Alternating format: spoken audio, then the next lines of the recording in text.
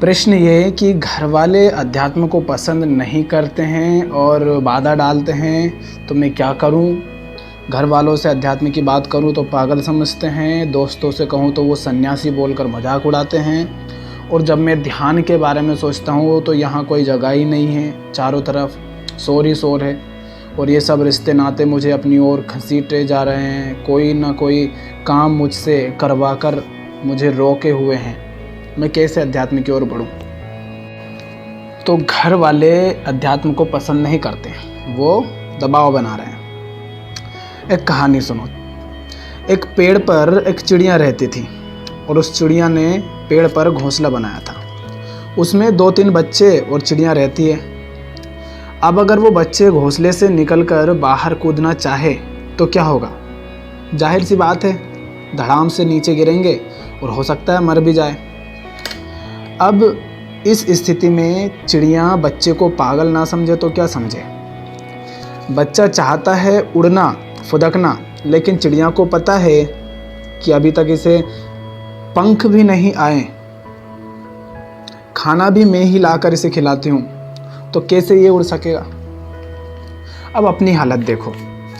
घर वाले अगर तुम पर हावी हो रहे हैं, दबाव बना रहे हैं, तो इसका अर्थ है कि कहीं ना कहीं तुम उन पर निर्भर हो, तुम्हें कुछ तो उनसे मिल रहा है। पहली बात कि तुम्हारे माता पिता आज तक शरीर के तल पर ही जीते आए हैं, शरीर से आगे का उन्होंने कुछ जाना नहीं, तो उनके लिए शरीर ही सबसे महत्वपूर्ण चीज़ है और वो शरीर की ही सुरक्षा चाहेंगे, और तुम्हारा जो शरीर है वो उन्होंने ही तुम्हें दिया है। तुम जिस घर में रहते हो वो घर उन्हीं का है, तुम जो खाते पीते हो, जो पहनते हो, वो तुम्हें उन्हीं से मिला है। तुमसे कोई पूछे कि कौन हो, तो तुम अपने माता पिता का नाम बताकर कहते हो कि फलाने तुम्हारे माता पिता हैं, तो मतलब तुम्हारी हर पहचान तुम्हें उन्हीं से मिली है। अब हर चीज़ के लिए तुम उन्हीं पर निर्भर हो, तो कैसे वो तुम्हें न रोके? क्यों वो तुम पर अधिकार ना जताएं? क्यों तुम्हारी बात सुने वो? लेकिन याद रखना, चिड़िया बच्चे को तब तक ही पागल कहती है या तब तक ही नहीं उड़ने देती है जब तक कि उसके पर ना आ जाएं, जब तक उसके पंख ना आ जाएं। एक समय के बाद वो बच्चे को भी उड़ने के लिए छोड़ देती है। तुम पहले उड़ना तो सीखो। तुम आज तक हर चीज़ के लिए उन्हीं पर निर्भर रहे, उन पर से निर्भरता हटाकर तो दिखाओ, फिर ना वो तुम्हें पागल कहेंगे और ना ही तुम पर अधिकार जता पाएंगे। जितना उन्होंने तुम्हारे लिए किया वो कर्ज तो उतार दो। देखो, अगर कोई हावी होता है तो उसे हावी होने का अधिकार हमने ही दिया है, इसीलिए अब कोई और तुम्हारे मार्ग में बाधा ना डाले, इसके लिए आवश्यक है कि तुम अपनी निर्भरता को हटाओ। तुम अगर ये सोचते हो कि बुद्ध की तरह जंगल चला जाऊंगा, आंखें बंद करके बैठ जाऊंगा और फिर ज्ञान प्राप्त हो जाएगा, फिर किसी द्वार पर जाऊंगा तो वहाँ स्त्रियाँ आएंगी और तुम्हें दान दक्षिणा दे देंगी, तो ऐसा आज नहीं होने वाला। आज तो घर के बाहर दीवार होती है, दरवाजे पर चौकीदार होता है, वो तुम्हें अंदर जाने ही नहीं देगा, और उसने किसी तरह जाने दिया तो अंदर फिर कुत्ता पाल रखा है, कुत्ता भी होता है, वो किसी भी अनजान को नहीं घुसने देता। तो आज के लोग तो ऐसा है नहीं।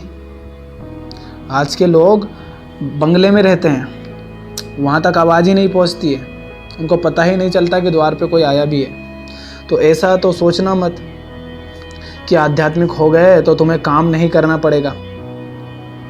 ये जो तुम कह रहे हो ना कि काम करने पड़ रहे हैं, इस तरह से तो मैं आगे नहीं बढ़ पा रहा हूँ, तो काम तो तुम्हें करना पड़ेगा।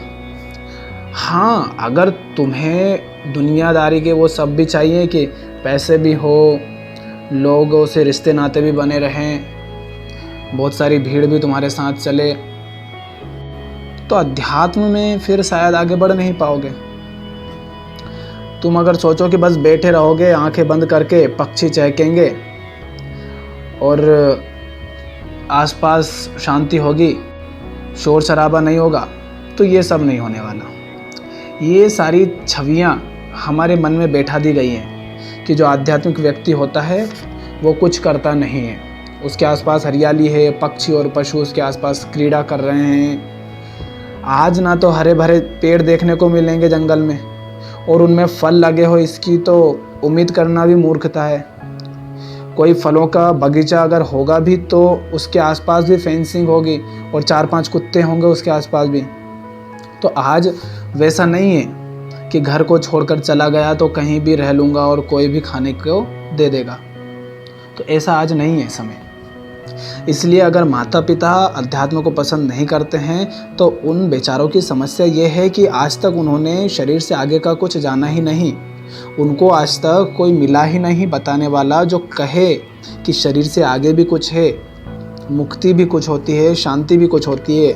जिस चीज़ के लिए तुम तड़प रहे हो, जिसे तुम कभी पैसों में ढूंढते हो, कभी बंगलों में ढूंढते हो, कभी गाड़ी में ढूंढते हो, कभी महंगे कपड़ों में, तो कभी गहनों में ढूंढते हो, वो शांति तुम्हें इनमें नहीं मिलेगी।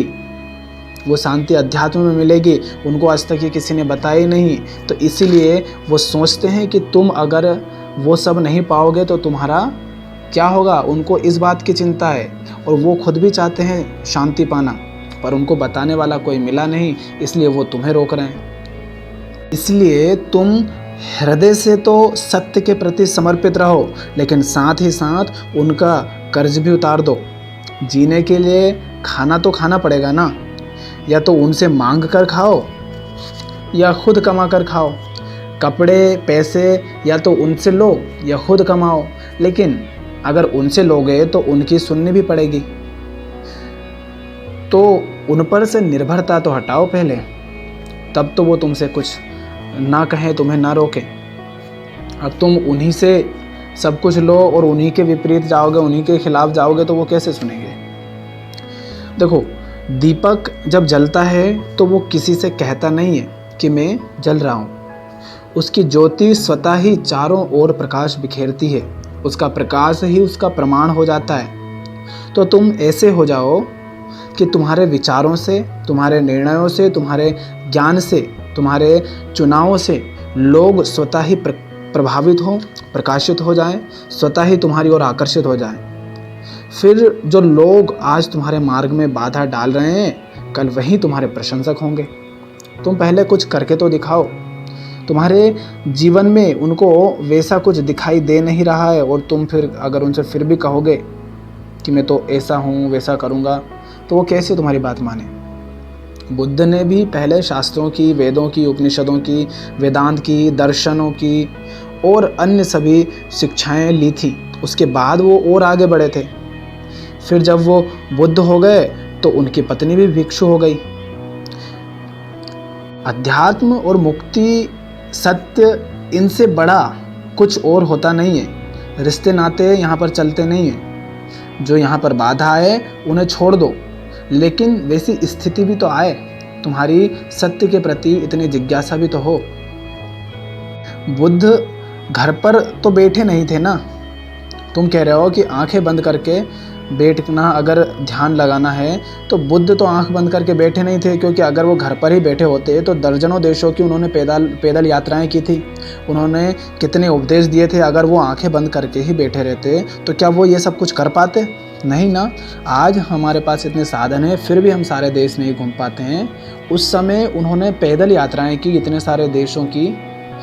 अगर वो सिर्फ आंखें बंद करने को ही ध्यान कहा जाता तो वो तो फिर हमेशा ऐसे ही बैठे रहते, तो वो ये सब काम कैसे कर पाते।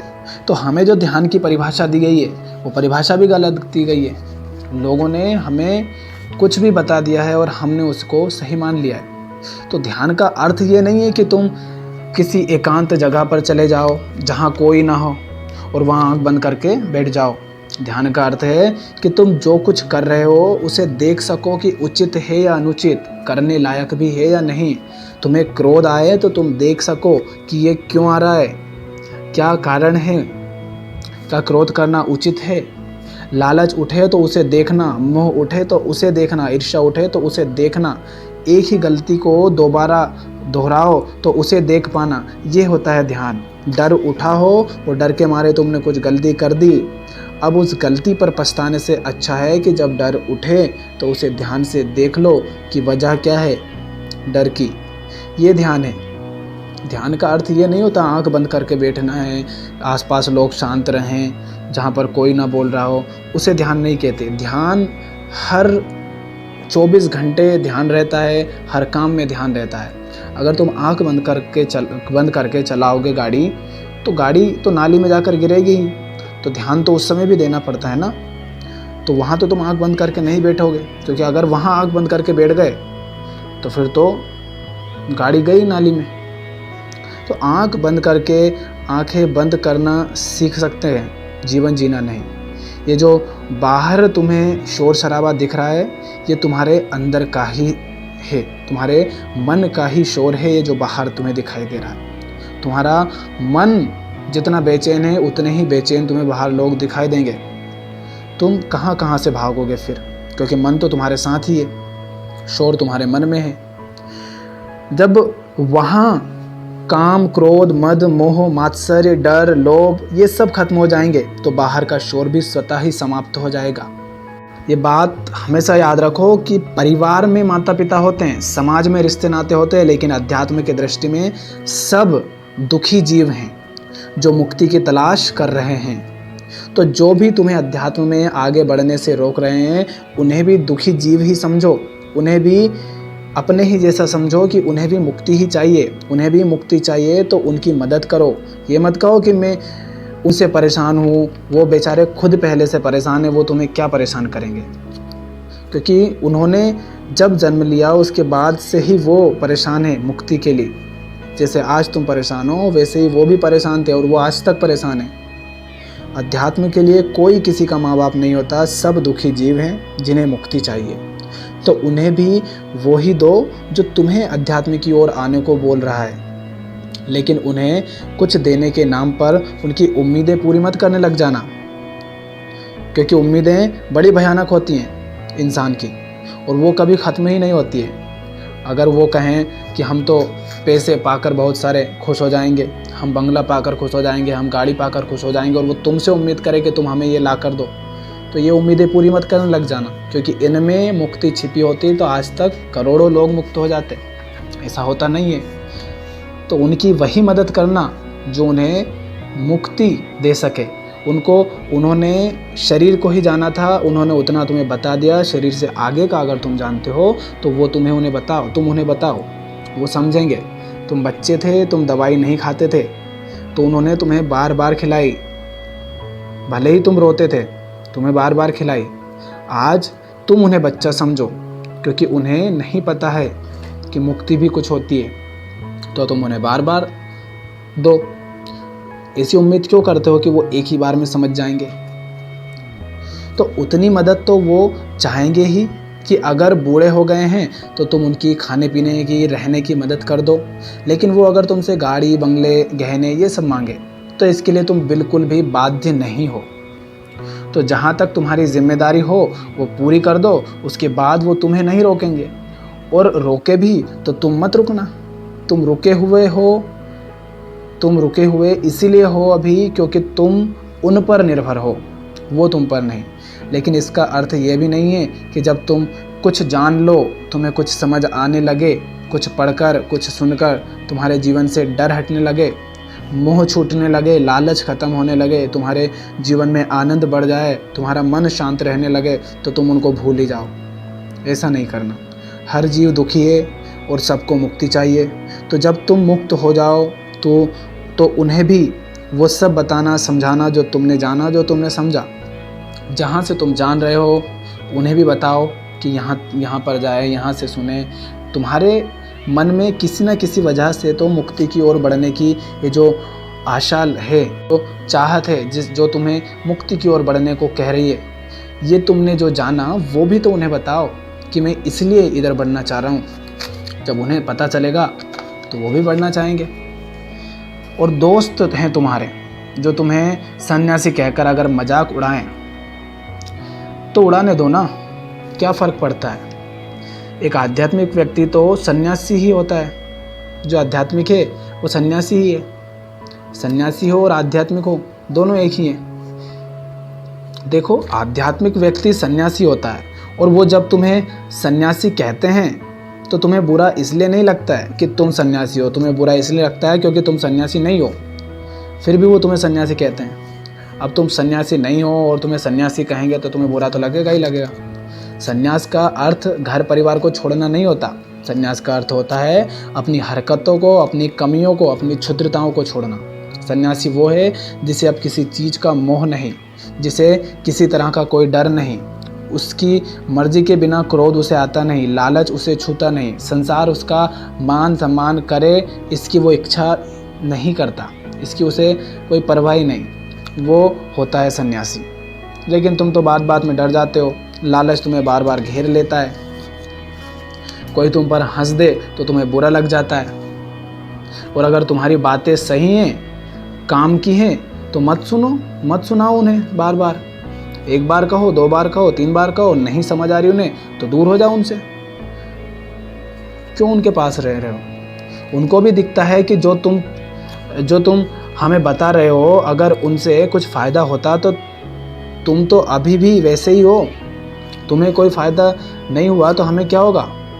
तुम उन्हीं के साथ रहते हो, वही सब पढ़ते हो, तुम्हारे पास वही सारी किताबें हैं जो उनके पास हैं, तुम्हारे विचार उन्हीं के जैसे हैं, तुम भी उन्हीं की तरह कुछ चीज़ें पाने की कोशिश कर रहे हो, तो वो क्यों तुम्हें अलग समझे? किसी और को बेहतर करने से पहले खुद को बेहतर कर लो। जब तुम दूसरों को बताने की स्थिति में आ जाओगे तब लोग खुद तुमसे पूछेंगे और तुम्हारे पास शब्द भी होंगे बताने को। और अगर दोस्त मूर्ख ही हैं तो उनसे दूर हो जाओ। ऐसा तो है नहीं कि तुम उनके बिना नहीं रह सकते। तुम्हारे पास समय ही नहीं होना चाहिए व्यर्थ कामों के लिए, गप्पे मारने के लिए। इतने सारे ऋषि हुए हैं, संत हुए हैं, महापुरुष हुए हैं, उन्होंने कई सारी किताबें लिखी हैं, उनकी जो पुस्तकें हैं वो पढ़ो, श्रीमद् भगवद गीता पढ़ो, उपनिषद पढ़ो, भगवान बुद्ध की किताबें हैं, पुस्तकें, ग्रंथ हैं, वो पढ़ो। कितना कुछ है पढ़ने को, वो पढ़ो। तैरना नहीं आता है तो तैरना सीखो धीरे धीरे, फुटबॉल खेलना सीखो, क्रिकेट खेलना सीखो, कबड्डी खेलो, कितना कुछ है। गिटार, बांसुरी, पियानो, ढोलक, ये सब बजाना सीखो, पेंटिंग सीखो। तुम्हारे पास इन सब की बातें सुनने के लिए और उन बातों पर दुखी होने के लिए, डरने के लिए, लालच के लिए समय ही नहीं बचेगा। अब अगर तुम सब कुछ उन्हीं के जैसा ही करोगे जिनके साथ तुम रह रहे हो, तो तुम में और उनमें फ़र्क रहेगा क्या? जब कुछ अलग करोगे तो वो भी तुम्हारी बात सुनेंगे। वो करना जो करने में आनंद हो, यही मुक्ति है। दोस्त भी सुनेंगे, घर वाले भी सुनेंगे, पर पहले अपने आप को उनसे बेहतर बनाओ।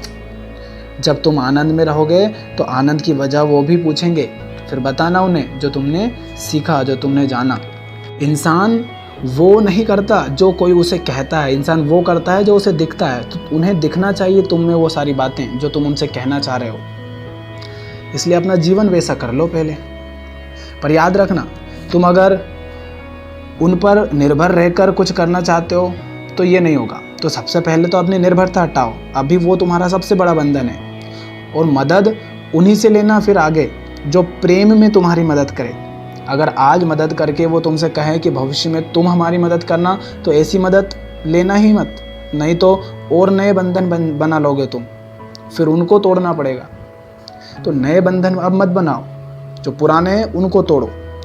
जब बच्चा छोटा होता है तो माता पिता की जिम्मेदारी होती है कि वो उसकी आवश्यकताओं की पूर्ति करे, क्योंकि उन्होंने उसे पैदा किया है। और फिर बच्चे की कोई जिम्मेदारी नहीं होती है वो सब कुछ उन्हें लौटाए जो उसने बचपन में उनसे लिया, क्योंकि उसने नहीं कहा था कि पैदा करो। पर जवान होने के बाद भी अगर उनसे लोगे तो लौटाना पड़ेगा। इसलिए निर्भरता पहले हटा लेना ताकि जिम्मेदारी ना आए लौटाने की। हाँ, प्रेम में मदद ज़रूर कर देना उन्हें अगर आवश्यकता हो। ऐसा नहीं हो कि तुम उन्हें आवश्यकता हो और तुम ही उनकी मदद ना करो। लेकिन जब लगे कि कोई मुक्ति के मार्ग में, अध्यात्म के मार्ग में बाधा बन रहा है और हटने का नाम ही नहीं ले रहा है, तो दूर हो जाना, छोड़ देना उसे। क्योंकि मुक्ति, शांति, सत्य से बड़ा कोई नहीं है। सत्य के लिए कोई रिश्ते नाते नहीं होते, रिश्तों की कोई कीमत नहीं होती सत्य के लिए। जहाँ तक समझे समझाना, ना समझे तो आगे बढ़ो। कबीर साहब भी कहते हैं, माता पिता सुत स्त्री आलस बंदूकानी, साधु दरस को जब चले ये अटकावे खानी। जब भी सत्य की ओर, मुक्ति की ओर बढ़ोगे तो माता पिता, पत्नी, पुत्र, आलस, मित्र, भाई, ये सब ही हैं जो बाधा बनते हैं। लेकिन रुकना नहीं, क्योंकि सत्य से बड़ा, मुक्ति से बड़ा कोई नहीं।